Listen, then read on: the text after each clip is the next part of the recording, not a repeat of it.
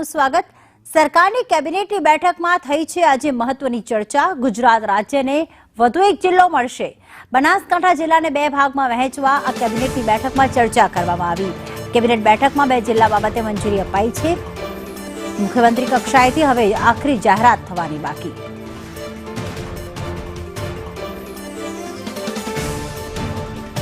તો આજે કેબિનેટની બેઠક બની જેમાં બે મહત્વની ચર્ચા થઈ। એક તો 9 મહાનગરપાલિકાઓને મંજૂરી બાબતે તો ચર્ચા થઈ, પરંતુ સાથે સાથે બનાસકાંઠા વિસ્તારની દ્રષ્ટિએ ખૂબ જ મોટો છે। છેલ્લા ઘણા સમયથી માંગ થઈ રહી છે। અત્યારે હાલમાં બનાસકાંઠાનું વડું મથક છે પાલનપુર અને તાલુકાઓનો જે સમાવેશ થાય છે તેમાં દાતા છે, વડગામ છે, દાંતીવાડા છે, ધાનેરા છે, ડીસા છે, અમીરગઢ છે, વાવ છે, થરાદ છે, કાંકરેજ છે, દિયોદર છે, સુઈગામ છે।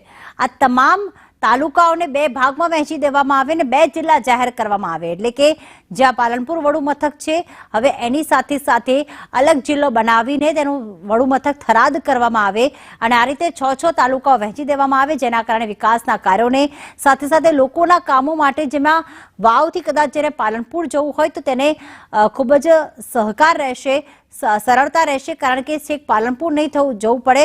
વાવના રહેવાસી જે છે એ વડા મથક તરીકે થરાદ પણ જઈ શકે તેવી વ્યવસ્થા ગોઠવવામાં આવી, તેવી ચર્ચા કરવામાં આવી। વીજ ધંભલાને અરજી દેવા આવ્યા હતા। થરાદ અને વાવ જિલ્લો જાહેર કરવાની વાત ચર્ચા ચાલે છે, કેવું લાગે છે તમને? સારું લાગે ને, આટલી આવવાનું મટી જાય, અમારે બધો ખર્ચો બચે। કેટલો સમય બરબાદ થતો હતો પાલનપુર આવવા માટે કામકાજ માટે? આખો દિવસ બગડે ને નાઇટમાં રાત રોકાવું પડે। હા, તારા મેં પોકે કહો હવે થરાદને વાવને જિલ્લો જાહેર કરે તો કેટલો ફાયદો થશે? ઘણો ફાયદો થાય અમારે। લગભગ દૂરથી માસરી બોર્ડર ઉપરથી જાય, લગભગ અમારે એક જણાનું ભાડું 250 રૂપિયા થાય જાવક અને 250 જાવક 500 રૂપિયા ભાડો થાય છે। તો જિલ્લા મથક દૂર છે, નુકસાન પડે? હા, જિલ્લા મથક દૂર છે એટલે અમારે આવવું પડે છે વારંવાર। અમારો કોઈ હોભળતો નથી। નજીક બને તો અમે દીવદી ઘર જઈ શકીએ, 2 કલાકની અંદર અમારું કામ થઈ શકીએ અને અમે વાત સાંભળી છે તો એના એ વાતથી અમે ખૂબ ખુશી છીએ। જો નજીકમાં બને તો અમે ખૂબ ખુશી છીએ। અમે વાત સાંભળી છે કે તું જિલ્લો જાહેર થાય તો અમને ખૂબ પણ સુવિધા મળે એમ છે, કારણ કે અમારા પાસે પહેલા પ્રથમ તો ખેડૂત છીએ એટલે આર્થિક રીતે પણ અમે સજ્જ નથી હોતા, એટલે અહીંયા આવવામાં બહુ મુશ્કેલી પડે છે।